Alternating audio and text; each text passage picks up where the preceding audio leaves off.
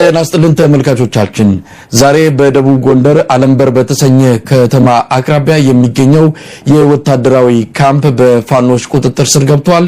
በተለያዩ የጎንደር አካባቢዎች እንደዚሁ ዛሬ ከፍተኛ ውጊያዎች ሲደረጉ ነው ያሉት።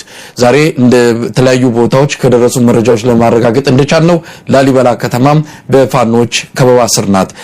በዚህና በሌሎች ጉዳዮች ላይ በማተኮር የዛሬውን የአንከር ሚዲያ የመረጃ ክፍለ ጊዜ ይዘንላችሁ ቀርበናል። ከመስፍን አማን ጋር አብረን እንቆያለን። መልካም ጊዜ።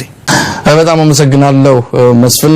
እንግዲህ ዛሬ ላይ ሆነን የተለያዩ ርዕሰ ጉዳዮችን ይዘን የምንወያይበት መድረክ ነው ይዘን የመጣ ነው። በተለይ በአማራ ክልል የሚደረገው እንቅስቃሴ ዛሬ በተለያዩ አካባቢዎች በተጠናከረ ሁኔታ በመካሄድ ላይ ይገኛል። ትልቁ ዜና ሆኖ የሚወሰደው በደቡብ ጎንደር አለምበር በምትባል አነስተኛ ከተማ አቅራቢያ የሚገኘው የወታደራዊ ካምፕ መቃጠሉና ከተቃጠለም በኋላ ያው ይዞታው በፋኖች ቁጥጥር ስር መሆኑ ነው። ከፍተኛ ድል የተገኘው ብዙ ድሎች አሉ። ከመንግስት ወታደሮች ምርኮና ቁስለኛ እንደዚሁም ህይወታቸውን ካጡ እንደዚሁም ከተተኳሽ ከመሳሪያ መማረክ ጋር በተያያዘ ብዙ ድል የሚባል ነው። እስካሁን በደቡብ ጎንደር በዛ አካባቢ ከተደረጉት ውጊያዎች ከፍተኛ ድል የተመዘገበው ዛሬ እንደሆነ ነው እየሰማነውና በጣም ትልቅ ነገር ነው። በትላንትና ሁለትም እንደዚሁ እስቴ መካነ ኢየሱስ እንደነዛ አካባቢዎች የተደረገው ውጊያ አለ። በዚህም ከፍተኛ ድል ተገኝቷል። ላይ ጋይንት ታች ጋይንት ደቡብ ጎንደር በአጠቃላይ የስርዓቱን ወታደር ቦታ የማሳጣት እዚህም እዛም እየተከተሉ የማሳደድ እርምጃ እየተወሰደ ነውና ከፍተኛ ድል ነው የተመዘገበው። ሌላው ከላሊበላ ጋር በተያያዘ ነው። ቀደም ሲል እንዳነሳ ነው ላሊበላ ከበባ ውስጥ ናት። ሰሞኑን ላሊበላ አጀንዳውና ወደፊት መጣለች። ከሰሜን ወሎ ሀገረ ስብከት ሊቀጳጳስ ከብፁዕ አቡነ ኤርሚያስ ጋር በተያያዘ ላሊበላን እንደዚሁ አጀንዳ እየተደረገች በዚህም በዛም ስሟ ሲነሳ ነበረ። አሁንም ፋኖች በከበባ ውስጥ አድርገዋታል። ፋኖች ተወቅሰዋል። በአባታችንም በሌሎች አካላትም ከቅርስ ጋር በተያያዘ ፋኖ አደጋ ላይ ጥሏል በሚል ያልተገባ ስም ተሰጥቶት ነበረ። ማን ነው ለዚህ ተጠያቂ የሚለውንም አሁን እዚህ አሜሪካ የሚገኙት የላሊበላ ደብር አስተዳዳሪ እንደዚሁ ምስክርነታቸውን ሰጥተዋል ማን ጥፋተኛ እንደሆነ። ነገር ግን አባታችን በወቅቱ በደረሳቸው መረጃ ልክ ወቀሳ መሰንዘራቸውን እኛም ማነጋግረናቸው የነገሩን ነገር አለ። ለማንኛውም አማራ ክልል ያለው ሁኔታ በጣም በፍጥነት እየተቀየረ ነው። ዛሬ በባህር ዳር ከተማ የኮማንድ ፖስቱ አመራሮች ስብሰባ አድርገዋል። የኮማንድ ፖስቱ አዛዥና የሰሜን ምዕራብ ሰሜን እዝ አዛዥ ጀነራል ብርሃኑ በቀለ የመሩት ስብሰባ ነው። ሰላም ተገኝቷል፣ ሰላም ወርዷል። ይሄንን እንዴት ወደፊት እናስቀጥለው፣ ህዝቡ እንዴት ይተባበር በሚል ርዕስ ባህር ዳር ላይ ስብሰባ አድርገው ነበረ። ነገር ግን መሬት ላይ ያለው ነገር በጣም እየተቀየረ መጥቷል። ምዕራብ ጎጃም ያለውንም መመልከት ይቻላል። ቋሪት አሁን ነፃ ወጣለች። በየቦታው ያለው የመንግስት ወታደሮች እየለቀቁ ነው። እንግዲህ ምዕራብ ጎጃም የገባው በጣም ጠንካራ የሚባለው አብይ ለመጨረሻ ለክፉ ጊዜ ያስቀመጠው ሰራዊት ነበረ ምዕራብ ጎጃም። ያንንም እያጣነ ያለው በየቦታው የሚሰማው ነገር የመንግስት ወታደሮች ቦታ እያጡ አሁን ደግሞ ዛሬ በደረሰንና ከመከላከያ ሚኒስቴር ባገኘነው መረጃ ወደ ከተማ ብቻ እንዲሰበሰቡ ዋና በሚባሉ ከተሞች ብቻ መከላከያ ሰራዊት እንዲቀመጥ፣ ምክንያቱም ከፍተኛ የሆነ የወታደር ቁጥር እያጡ ስለመጡ በተወሰኑ ቦታዎች ብቻ ተወስነው እንዲቀሩ የሚያስችል መመሪያ ተላልፏል። ስለዚህ ባህር ዳር፣ ጎንደር፣ ደሴ በተወሰኑ ስትራቴጂክ በሆኑ አካባቢዎች ብቻ ወታደሮቹ እንዲቀመጡ ነው መመሪያ የተላለፈው። አሁን ድንበር ላይ ማንም የለም። ከኤርትራ ጋር በሚያዋስነው የወልቃይት አካባቢም መከላከያ ሰራዊት ወደ መሃል ገብቷል። እዛ አካባቢ ጥቂት አድማ በታኝ ወታደሮች ብቻ እንዳሉ ነው የሰማነውና በሚቀጥሉት 3-4 ሳምንታት ምናልባትም በአንድና በሁለት ወር ውስጥ ኢትዮጵያ ውስጥ በአማራ ክልል ካለው ሁኔታ ጋር በተያያዘ መሰረታዊ የሆነ ለውጥ የሚታይ እንደሆነ ነው የሚገመተው። መስፍን በዚህ ላይ የምጨምረው ነገር ካለ? አዎ እውነት ነው መሳይ።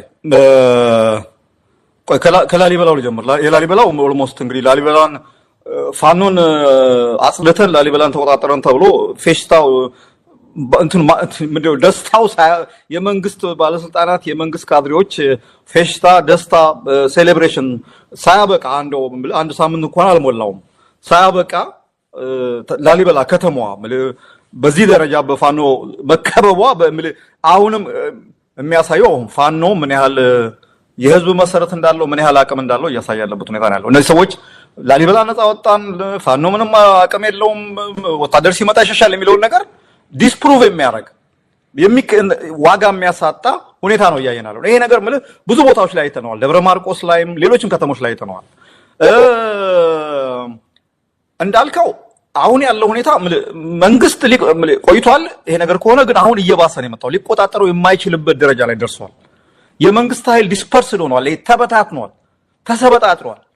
በዚህ ሁኔታ የመንግስት ኃይልን በደንብ ተቆጣጥሮ ማኔጅ አድርጎ ሎጂስቲክ አቅርቦ ዘመቻ ምርቶ ምናምን አይቻልም።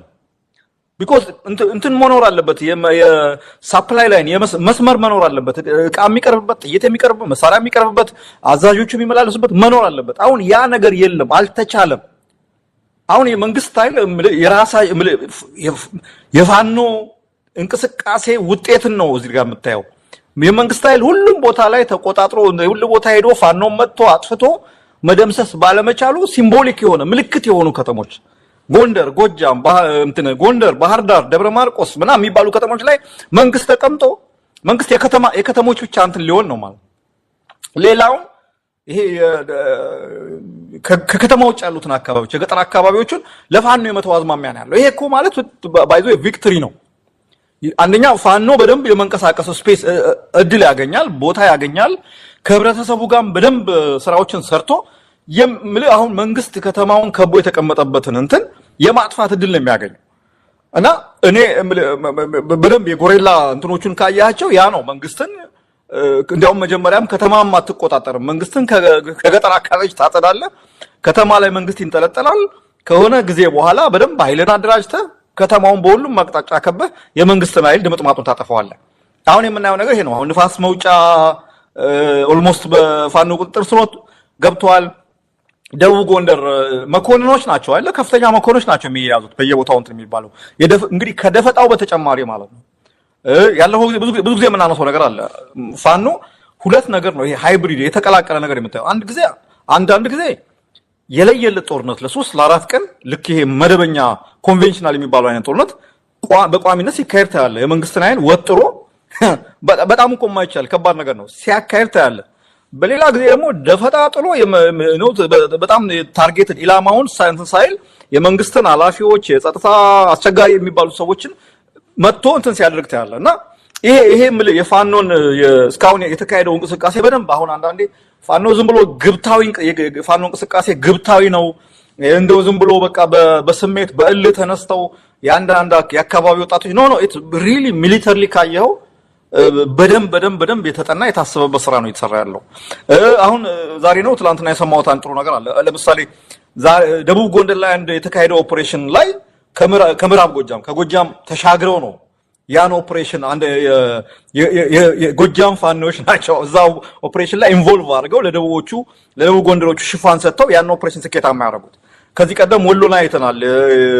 የማነሽ መርሳ ነው ኡርጌሳ ውጫሌ ላይ እንደዚሁ ከሰሜን ሸዋ አካባቢ ተንደርድረው መጥተው ድጋፍ የሰጡበት ሁኔታ ነው ያለው። እና እንደዚህ አይነት ነገሮችን አሁን እየጨመሩ የሚሄዱበት ሁኔታ ነው የምናየው። አሁን እንዳልከው ገጠሮቹን ለቆ ሲወጣ እንትኑ የፋኖ ኃይል እርስ በርሱ የመገናኘት የመደጋገፍ የመንቀሳቀስ እንትኑ ይሰፋል እና ያንን ጉልበቱን የበለጠ አጎልብቶ በተወሰነ ጊዜ ውስጥ የመንግስት ይሄ ከተሞች ውስጥ የተቀመጠውን የመንግስት ኃይል የመምታትና የመደምሰስ እንትን ያለውና እኔ አሁን ደከመን ራሱ እኮ ታውቃለህ ቦታዎቹ ይሄ ቦታ ተለቀቀ ይሄ ቦታ ተለቀቀ ማለት በጣም አንዩዥዋል ነው። በነገራችን ላይ አንዩዥዋል ነው።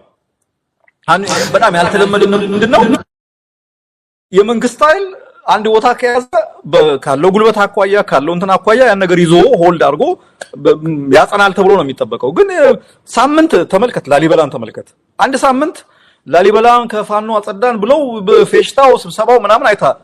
ያ እኮ ገና እንትኑ ጋብ ሳይል ነው አሁን ፋኖ ተመልሶ ከተማዋን ከቦ እያስጨነቀ ያለበት ሁኔታ ነው ያለውና እኔ ይሄ ነገር በዚህ የሚቆም አይደለም። እንዳልከው ኢትዮጵያ ውስጥ ብዙ ነገሮች እየተለወጡ ያለበት ሁኔታ ነው ያለው። ብዙ ነገሮች አቅጣጫ ወደ አዲስ አበባ ነው። ምንም እንትን የለውም፣ ጥርጣሬ የለውም። አቅጣጫ ወደ አዲስ አበባ ነው። ሌሎች አካባቢዎችም ያለው መነሳሳት አይ ቲንክ የበለጠ ብርታት እያገኘ የበለጠ ጉልበት እያገኘ የሚመጣበት ሁኔታ ነው ያለው። አሁን በኋላ ሌላ ጊዜ እናነሳው ይሆናል እንጂ አሁን ከኦነግ ሸኔ ጋር እየተካሄደ ያለው ድርድር ትልቁ እንትኑ አላማው የአብይ መንግስት አላማ በኦሮሞ ሊቃ መካከል እንትን የሆነ መግባባት ፈጥሮ በስልጣንም በጥቅምም በምንም የሚደለሉትን ወደሱ አቅርቦ እንትኑን የኮሚኒቲ የብሔሮች የህዝቦች ግጭት ለማድረግ ነው አብይ እየሞከረ ያለው። አሁን እንትን ነው እንጂ ከዚህ የመጨረሻ እንትኑ እንደዛ ነው የሚያደርገው። ልክ እንደ ሩዋንዳ ወጥቶ በግልጽ ወጥቶ ልክ ያለፈው ጊዜ ይሄ የቡራዮ የሰበታ የምናም ገበሬዎች መጥተው ሊከላከሉ ነበር እንዳለው አሁንም እንደዛ ነው የሚያደርገው። አብይ ተስፋ ከቆረጠ እንዳልነው የአእምሮ ጤንነቱ ጥያቄ ውስጥ የሚገባ ስለሆነ ተስፋ ከቆረጠ ወደዛ ነው እንትን የሚያደርገውና አይ ቲንክ ብዙ ነገሮች አሉ የሚወራለት